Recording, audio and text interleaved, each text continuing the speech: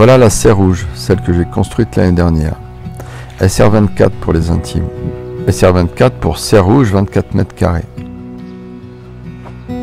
C'est une serre à tomates. Et oui, les tomates, ça pousse beaucoup mieux dans les serres. Elles viennent des tropiques à l'origine. Ça pousse mieux dans les serres et ça, quelle que soit la région. Que ce soit une région continentale ou tempérée. Pour ceux qui ont la petite idée farfelue de devenir autonome avec un potager, que ce soit clair, ça ne se fera pas sans serre. C'est du pur low-tech, c'est efficace et c'est aussi une assurance. En plus d'améliorer les conditions de pousse des végétaux, la serre est aussi une protection physique contre les intempéries, comme le vent ou la grêle qui peuvent facilement endommager les plants. C'est donc notre serre à tomates. On y produit nos tomates pour les manger crues, les préparer en sauce et pour les pizzas. On a un four à pizza et on fait beaucoup de pizza. Et voilà sa petite sœur, la SB24. Serre blanche, 24 mètres carrés. Elles se ressemblent beaucoup de l'extérieur, du moins par leur forme.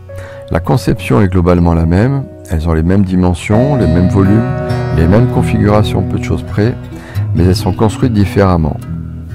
Au niveau de la structure et au niveau du polycarbonate. Assez différemment, de sorte que la serre blanche est beaucoup plus facile à monter.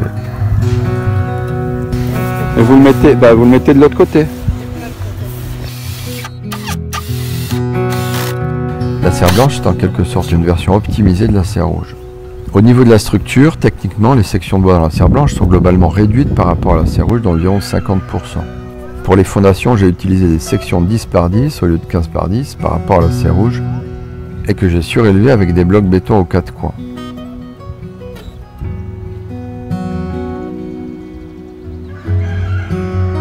Pour les murs, des sections de 5 par 5 au lieu de 5 par 10. C'est suffisamment costaud et même les enfants peuvent monter des modules de 3 par 2 mètres.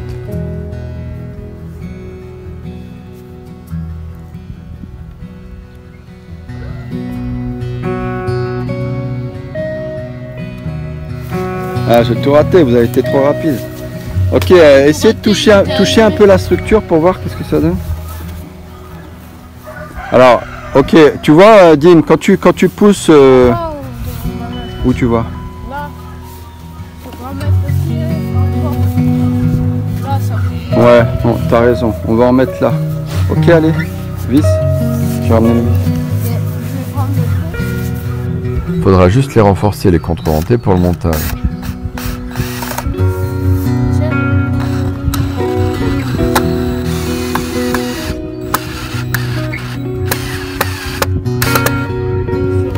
Bien dans l'axe, appuie, ça y est, c'est bon. Ok, ça suffit, c'est bon. C'est la deuxième. Et maintenant tu fixes là, pour avoir celui-là, ouais. Pourquoi? Parce que c'est ça qu'on veut renforcer, c'est l'équerrage. Là, on est en train de créer une équerre là en fait. Voilà, donc avec les gamins on a fait les murs. Maintenant je vais créer un portique ici pour venir récupérer les fermes. En fait, on voit plus la serre rouge. On voit bien là-bas sur la serre rouge qu'il y a une ferme de cette forme-là. Et à ce niveau-là, je vais créer le portique de manière à pouvoir porter et les fermes et les chevrons autoporteurs. Je vais essayer de tout faire d'un coup. Après la pose de la poudre pour former le portique, je commence par faire une ferme pour m'en servir comme patron. Et puis je fabrique 10 fermes une après l'autre en assemblant les sections de bois avec des platines en contreplaqué.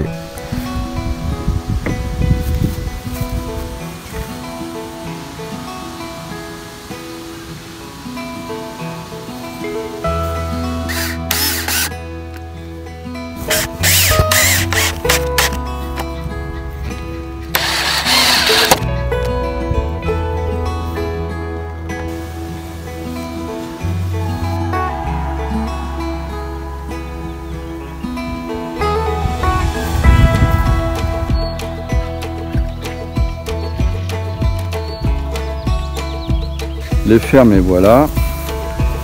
Donc toute simple avec ma planche de 15 par 4 que j'ai coupée en deux. Donc une partie là, une partie là. Ici c'est un 5 par 5 que j'ai coupé en deux parce que j'ai pas trouvé du 25, du 2,5 pour cette partie-là. Et puis j'ai pas mis de platine ou quoi que ce soit, juste un contreplaqué de 8 avec vis et clous sur chacun des assemblages. Voilà, donc j'ai 6 fermes de ce type-là. Et j'ai fait des fermes un peu plus costauds. J'en ai fait 4 avec un tirant qui est de 5 par 5. Donc je mettrai en extrémité un comme ça, 2 fermes de ce type-là et 1 pour 3 en fait.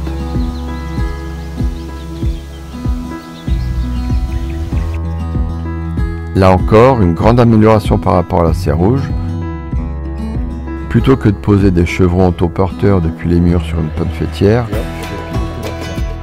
je monte les fermes depuis le sol, sur le mur nord et le portique, juste comme ça en les faisant pivoter.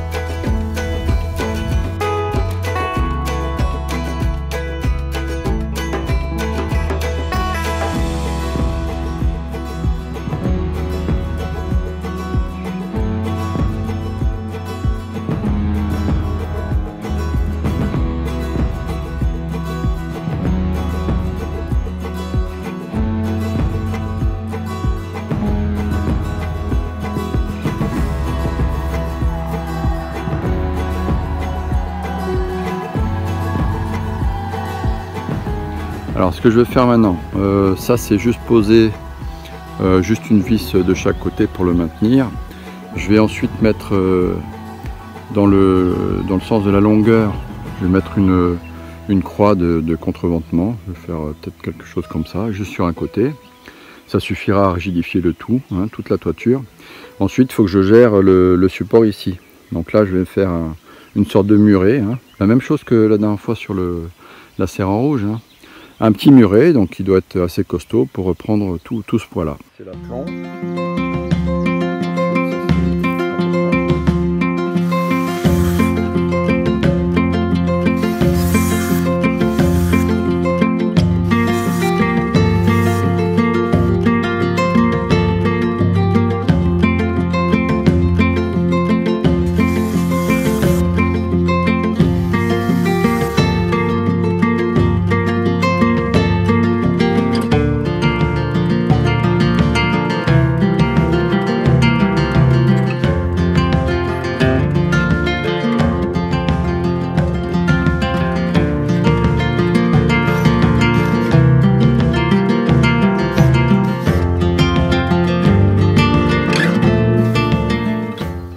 Ensuite, je fais contreventement. Donc ici et ici. Hein. Contreventement, c'est ça. Ce qui rigidifie toute la structure. Voilà. Ici aussi, hein, dans cette partie-là. Et dans cette partie-là. Donc ça, c'est pour les murs. Il me reste à faire contreventement ici. C'est ce que je vais faire tout de suite. Et j'en aurai fini pour les murs. Après, je vais faire le contreventement. J'en ai déjà parlé de la ferme.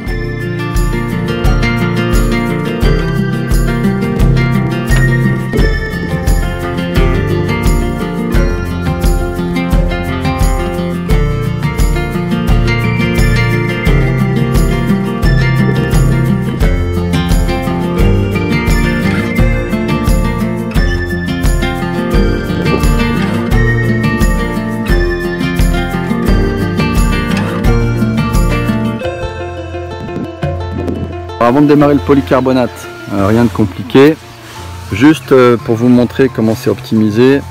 Ici on a les 2 mètres, donc ma feuille de polycarbonate elle fait 2,10 m de large.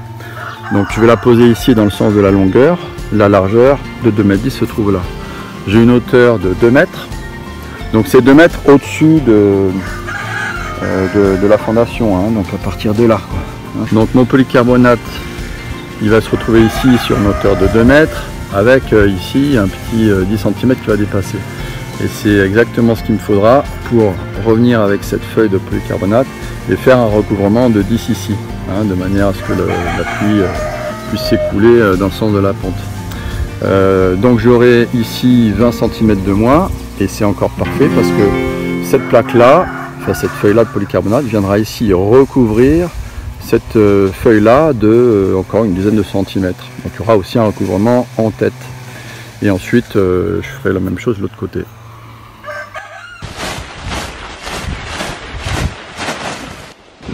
En gros, l'idée c'est d'éviter tous les accessoires qu'on avait sur la serre rouge, les accessoires de joints pour relier deux feuilles, les accessoires de bouts de feuilles qui se mettaient en bordure. Je vais essayer de les filmer après.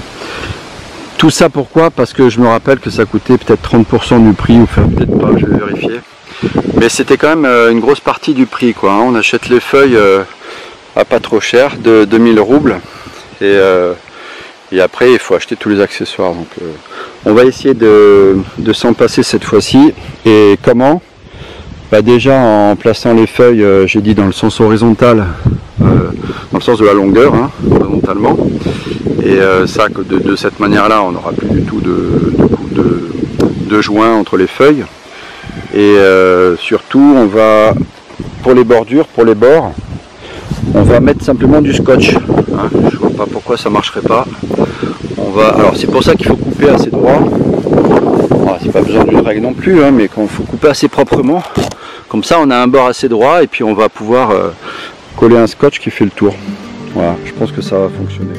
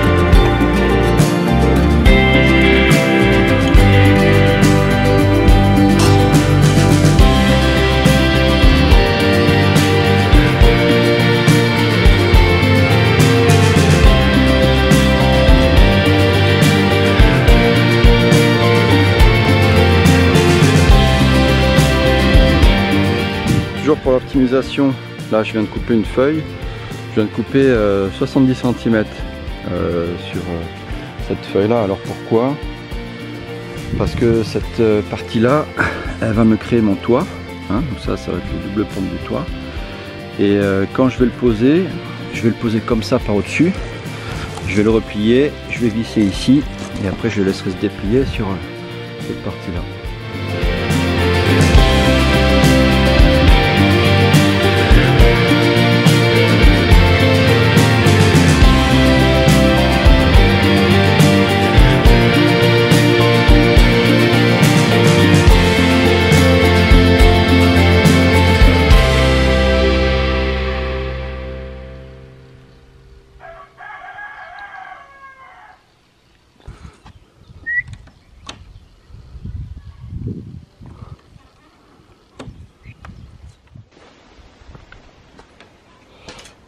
Alors pour les bacs, voilà ce qu'on a fait.